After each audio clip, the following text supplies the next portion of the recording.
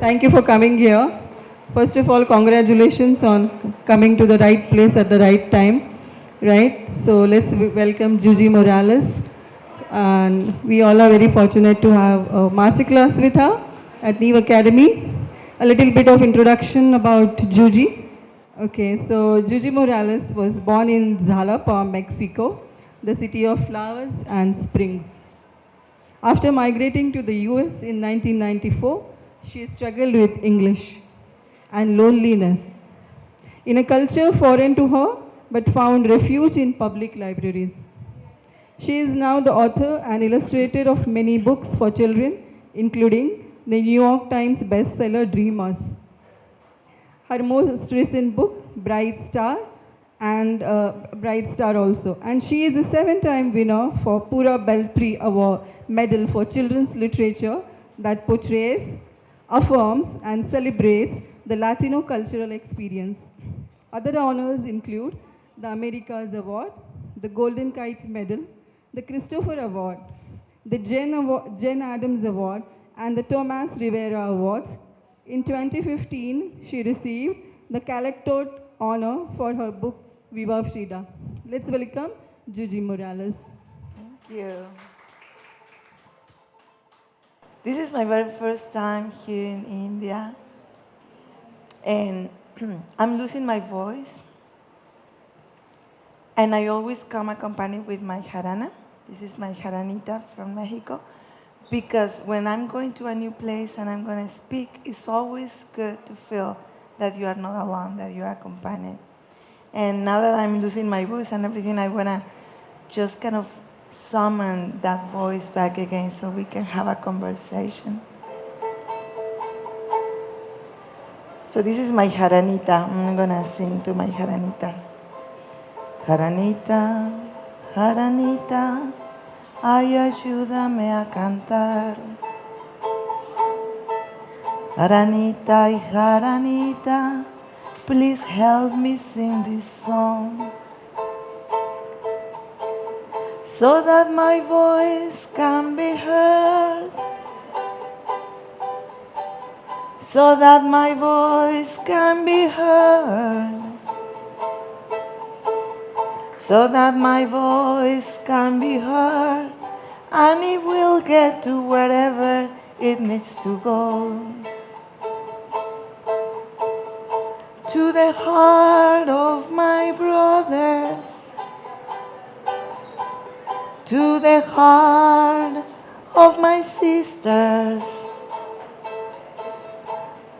to the heart of my people, to the heart, to the heart. Al corazón de mi hermano,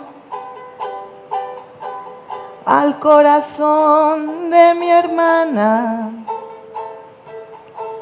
al corazón de este pueblo, al corazón y al corazón. And I hope that we all get our voices heard today. I am going to take the first turn, and I'm going to tell you a little bit about the things that I like and the place where I come. I am a children's book author and illustrator, but when I began, I was kind of like that. I was born in Mexico. I was born in America. You have probably heard the name of America, like everybody talks about America.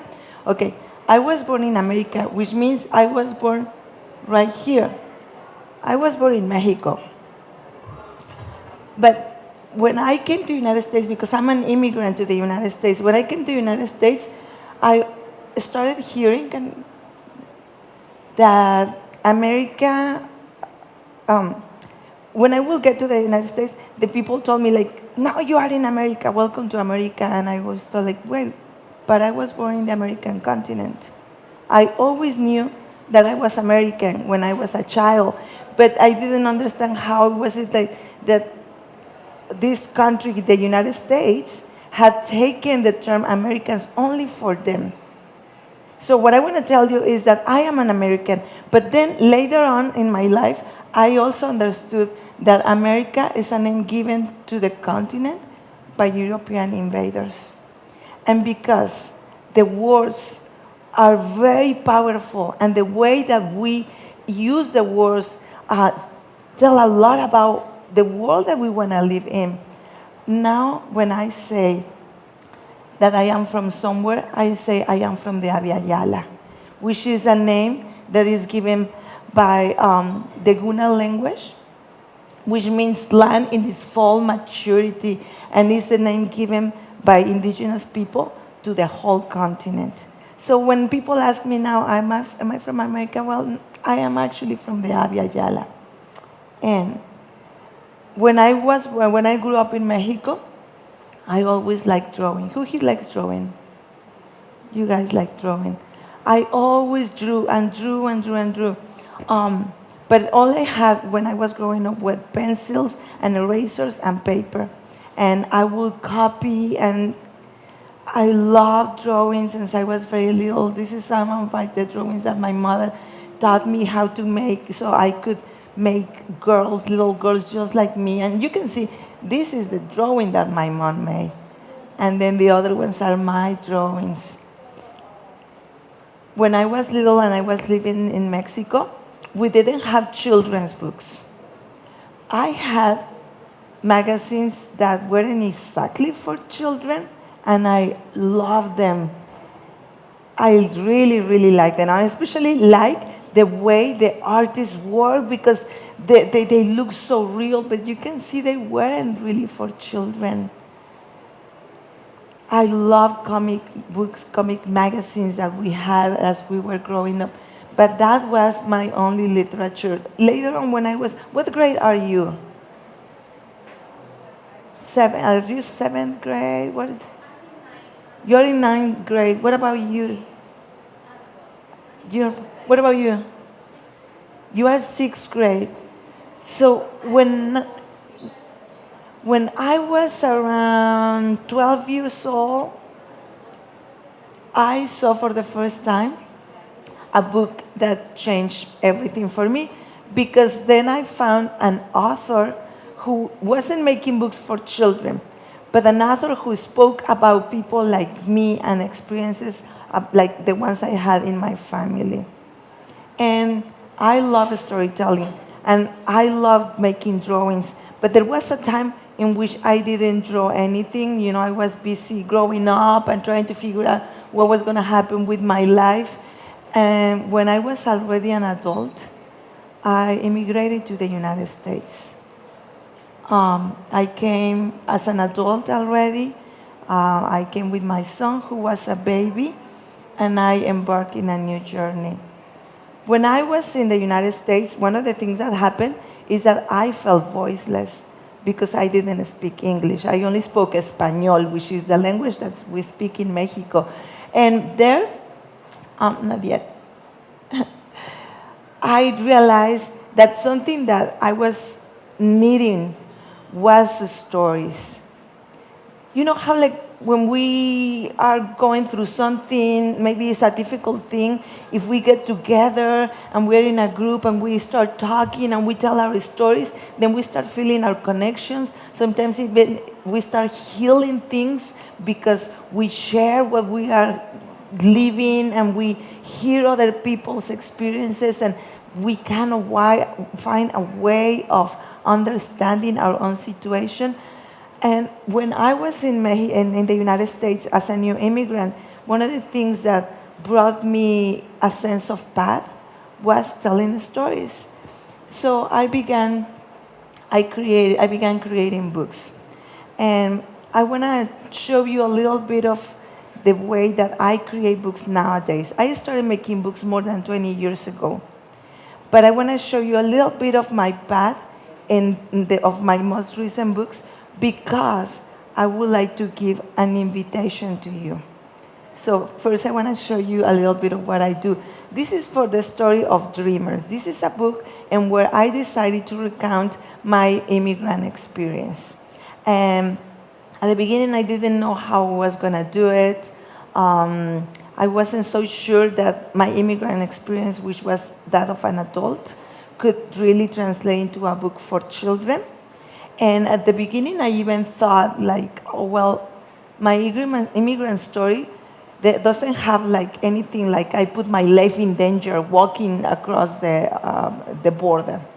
My immigrant experience didn't have car chasings or wolves or werewolves chasing after me. I didn't have any of those things that will make a great, wonderful story. And then I realized that as long as I kept telling myself that my story was not good enough to be put in a book, then I was telling everybody else that if their stories weren't as spectacular, then they didn't have value. So what I did is I started trying to understand the value of my own story. And what I wanted to tell wasn't so much like this and this and this happened, but more like this and this and this I learned. This and this I understood. This and this is the way I grew and transformed. So I started making my story, and what I decided to do is to tell the story of something I had not figured out before. When I arrived to the United States, and along the years, people will ask me, so how did you come? Tell us, how did you come? And you often repeat, oh, I came here with nothing. I only had my baby with me and some clothes in a bag, and then that was it. And the more I said that, the more I realized that that was not true. When we go to a new place, when we grow up, when we change our lives and maybe even migrate, we are bringing a lot of things with us, but we often just don't see them. We don't know them. And for me, Making Dreamers was that exploration. What were the things that I was really carrying with me when I came? Did I bring my strength, my talents, my curiosity? Did I bring my dreams? Did I bring my willingness to make a new home? What were the things that I brought? And Making Dreamers helped me explore that. And then the other thing that I also wanted to explore is that in my story, books and the library had become a very important place. They had become home, in fact. And with that, I started making a book. This is my studio in Mexico. Although I migrated to the United States and I lived there for almost 20 years, a while ago I went back to my country, to Mexico, and I keep creating there. And these that you see here are some of the drawings that I make with ink to start making a book. And you can also see my helper right there. Do you see my helper? My helpers are important. He's right there. But this is not quite a book yet. This is just drawings. So what I will do when I start making a book, and I'm going to make the illustrations, I have already written the story, so I was going to make the illustration, is I start giving them colors and making this world come alive. And one of the ways that I did it for this book is I wanted to bring textures and colors from things and objects and whatever I could find, memories that were part of my journey. And what I did is I went around my town in Mexico, in Jalapa, where I was born, and I started taking pictures. Like I took this photograph of the floor of one of my neighbor's house. Can we see the next one? And this is a wall outside of my house as well. And I photographed a tile from the kitchen of one of my friends. And then I took this photograph of a mural. And then I put it inside of my computer. Who here likes to work in your computer? You do? Do you create images? Do you use some of the programs like Photoshop? You do. Some of you might be familiar, some of you don't. Like when I started, of course, I knew nothing about how to use computers, but that was something that we all can learn. So what I know now is if I take photos, I can always put them in my computer and I create what I call a palette, which means that I will have colors and textures, and using I use Photoshop, I start painting those drawings that you saw that I had painted on ink first. And with this, can we go to the next one? Thank you. I put them together and I use it to paint some of the animals and the fish that are inside the story. And then like here. Can we see the next one, please? Thank you. This is my comal. This is where I warm up and sometimes even make my tortillas. Tortillas are like this wonderful thing made out of corn that we make to use tacos, right? So I took a photograph of this comal, which is important to me. Can we see the one before? Thank you. And this piece of thread, and I use it to paint. Now we can see the next one. Thank you. A sewing machine. That is important in the story because it was a sewing machine that my mother had, and that was the space where I started making my drawings as I sat along next to her while she was working. And then I also went to the store and bought a lot of fabrics from the Mexican fabric store. And with that, I put them inside of my computer and I use it to paint some of the flowers that I recreated in the story of Dreamers. And then I bought tissue paper and craft paper. I took photographs and I used it to paint the skirt that the mother is wearing in the story. I took a picture of this buckle with water and I used it to create some of the images of the story of Dreamers. This one here, thank you. No, it's okay. Let's go to the next one. In this one, I told you that I moved back to Mexico about 10 years ago. And I was already making books, and I had some books that I needed to finish, but I didn't have a place where to live or where to create.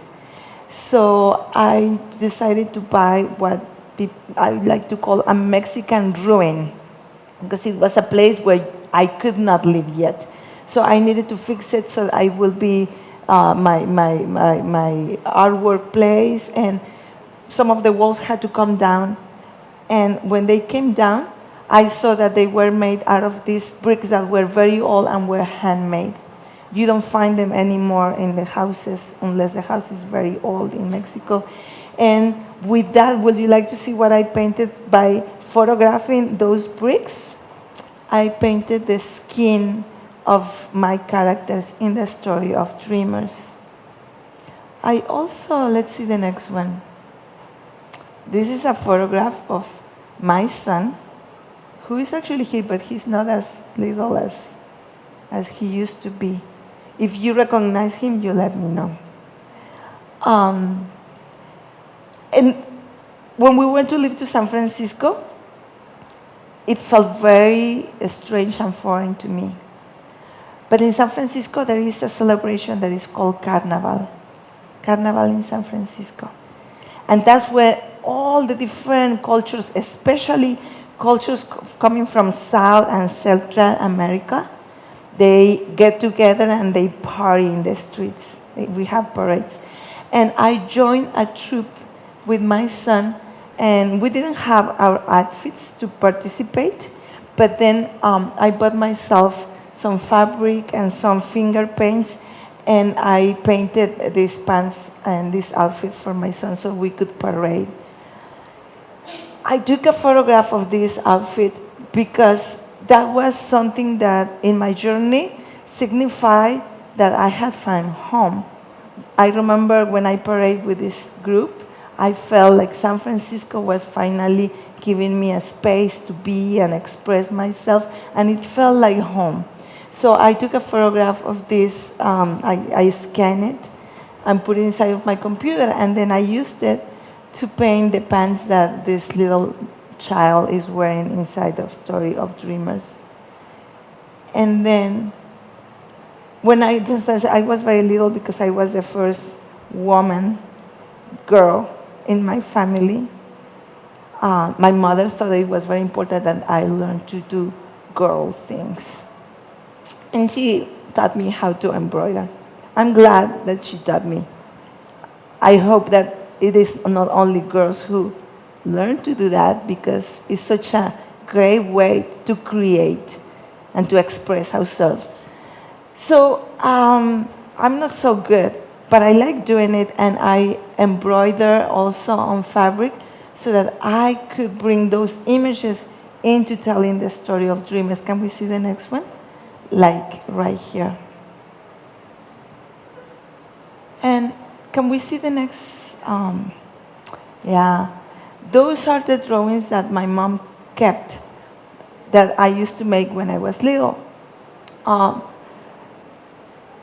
I told you that my mom will work with her sewing machine. She liked to make stuffed animals, and she will sell them to help the economy of our family. And I was little, and she will just sit me next to her and put papers in front of me and maybe pens, and so I will start drawing. Those are some of my first memories of creating. I will often fall asleep because my mom worked much longer than I could stay up. And when I will wake up, I will be surrounded by these stuffed giant animals. And the whole experience has stayed in my mind as a moment of creativity. And some of those drawings my mom kept. And I decided to use those drawings on making the illustrations of the book Dreamers. Can we see what's next? These are drawings that my son made. My immigrant story is not only my story. It is also the story of my child because he came with me when he was 2 months old and we crossed together the border to arrive to the United States. So in the story of Dreamers, I use some of his drawings as well and some of his poetry. And can we see the next one? And I decided I was gonna use it to tell the story of Dreamers. So these here are some of the illustrations that I created to tell a story that was inspired on my journey. Can we see what's next? This is a photograph from another book, which is Bright Star, which is also a book about the path of immigration. In this case, is the path that animals take. And I decided that I was going to make something that could become like a blanket. When I made that book, I was living in Mexico already. But even in Mexico, I could hear the news and the stories of people coming from South and Central America trying to immigrate into the United States, and how, when they were getting to the border to ask for asylum or to ask for a visa to get to the other side, a lot of families were taken into custody and then they were separated from their children, which is a shameful, shameful episode of the United States history. And a lot of those children, they stay in immigration centers without their parents or their caretakers, inside cages that they were called like dog houses because they were made of chain link. Is that how you call it? Like, and the spaces were so cold that sometimes they called them like the refrigerator. And that was the place where children were put all by themselves. And what they were usually given to cover themselves were these astronaut blankets. I don't know if you're familiar with them. They are kind of like silver. They are made of a material that perhaps is very warm, but for our hearts and our souls, it's very cold because it's just like this metallic blanket. So when I was making this other book, which is Bright Star, I wanted to put in my book something that signified a blanket that will be handmade, that will be made from my heart and my love, so that if a child read my book and open up my book, they will feel embraced by this blanket. So it was during COVID time, and I couldn't go out easily. So I researched in YouTube, and I found out that you can make, with cardboard, you can make a loom. So from cardboard, I cut my own loom, and I used some yarn that I had. Can we see the next one, please? And I start weaving this little blanket, and then eventually I put it. Can we see the next one? This is the blanket I made. I embroidered it with the stars, and I wanted to be something that signified love. And I put it in the book, in the end paper, so that it was there for anyone who needed it. So I did more embroidery as well. Can we see the next one? I did more embroidery, and then I put it in the book. So what I want to do right now is I want to invite you to think of the gifts that you have with you, that sometimes we don't see them. I told you that it took me a long time to realize that when I came as an immigrant to the United States, that I have brought things with me. In fact, before that, when people will ask me, and I will say I brought nothing with me, I will say I didn't even bring gifts to give to the people who received me. And you know what? That's not true. That's false. I brought a lot of things with me. I brought like everything I was, and my willingness to give myself to this new place, to this new country, to make a better world for everybody. I know that you are doing that too. I know that you have, all of you, you are carrying with you everywhere you go all the gifts that you have been creating as you grow up, of the learning that you have, the dreams that you have, the hopes that you have, the willingness to create and do things and go to places and transform. So what we are going to do right now is, with the time that we have left, we have some material here. And I want to invite you to think about, what do you think are those things that you will bring? I call them regalitos in Spanish. That's the name for like little gifts. What are the gifts that you carry wherever you go to? Are those part of your stories? Are those the stories maybe that your parents, your ancestors have gave you and you still carry with you? Are there experiences and wisdom, because you are already wistful? You already know so much. What are those things that you could share with others that are the little or big presents that you bring with you anywhere you go, anywhere you come? So there are some materials here. You can emulate what I do, which is that I might paint something. I might color. Thank you. I might color pieces. I do that. I paint on a piece of paper, and then I put it inside of my computer. And then I use that to paint. You don't need to put it inside of your computer. You can do it right here. You can paint a little piece of paper, you can cut it, and you can glue it onto another piece of paper.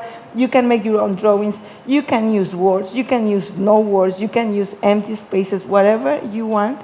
But when you are doing it, try to connect to that part of yourself that knows how many things you have and you carry with you wherever you go.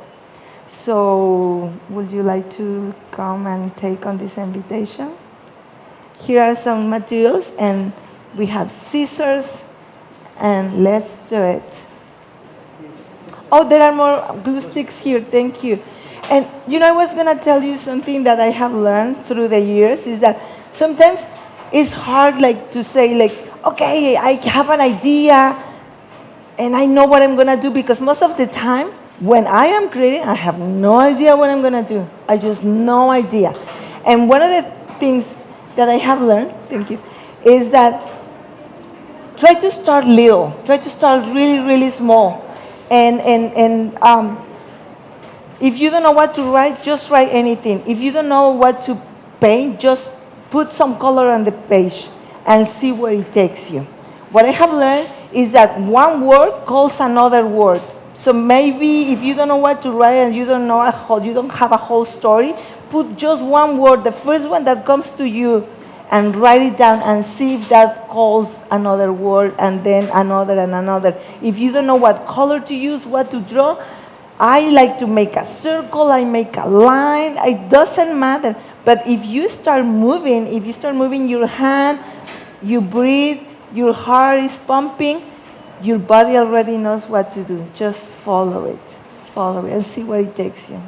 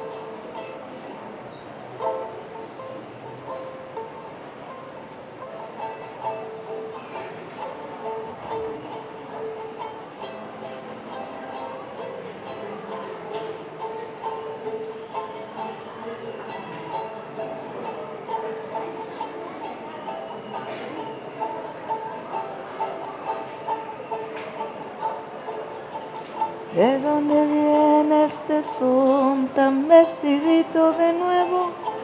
Tan vestidito de nuevo. ¿De dónde viene este son? Viene de todos los mares, va hacia todos los vientos. ¿De dónde viene este son tan vestidito de nuevo? Viene de todos los mares, va hacia todos los vientos. Viento del este, viento del mar, viento que invita a navegar. Viento del este y viento del mar, viento que invita a navegar.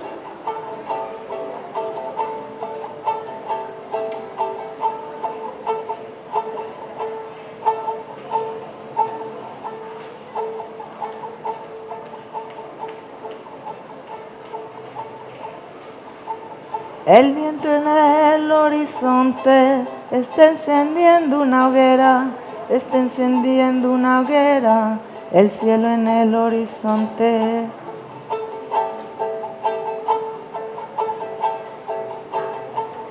Agua, viento, sol y flor, esperanza nunca muera, el cielo en el horizonte está encendiendo una hoguera. Agua, viento, tierra y sol y esperanza y nunca muera.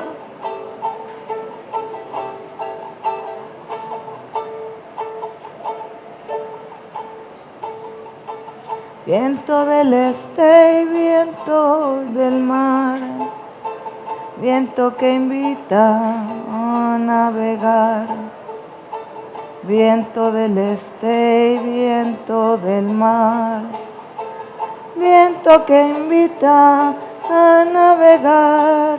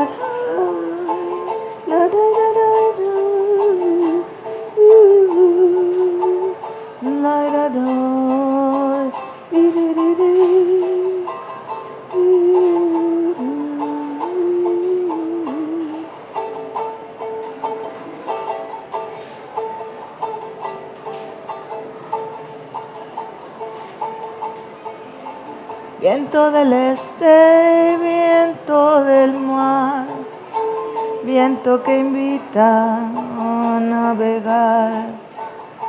Viento del este y viento del mar, viento que invita a navegar.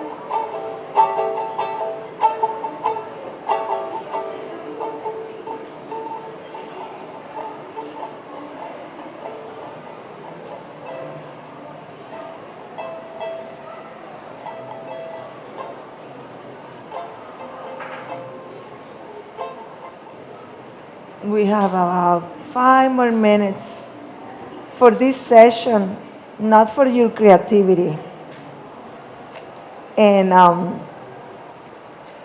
take your time, do what you want with these last 5 minutes.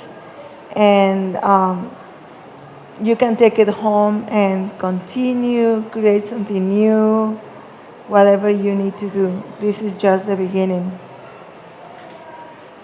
And if there is any of you who would like to share, whether what you are creating or something that came to your mind while this session was happening, something that you want to say, we can always have a conversation in these last minutes that we have available together. Is there anyone who wants to show what they did and tell us a little bit more about what you discovered about yourselves? You wanna tell us? Yeah.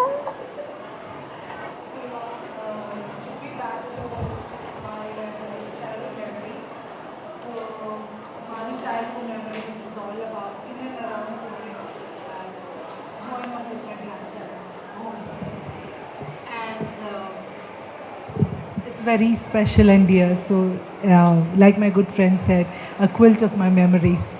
So it was inspired, what you had showed in the beginning, a quilt of different palettes.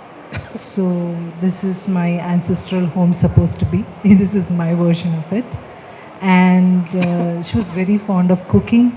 So this is that little corner where this is me everywhere. So this is that kitchen where I spend most of my time. And I was never an indoor person. I was more outdoors, on the tree. There would be a swing, but I would be always on the tree, uh, playing sports with my cousins. This is my small memory there. And we used to always travel. Sorry. Yeah, it's okay.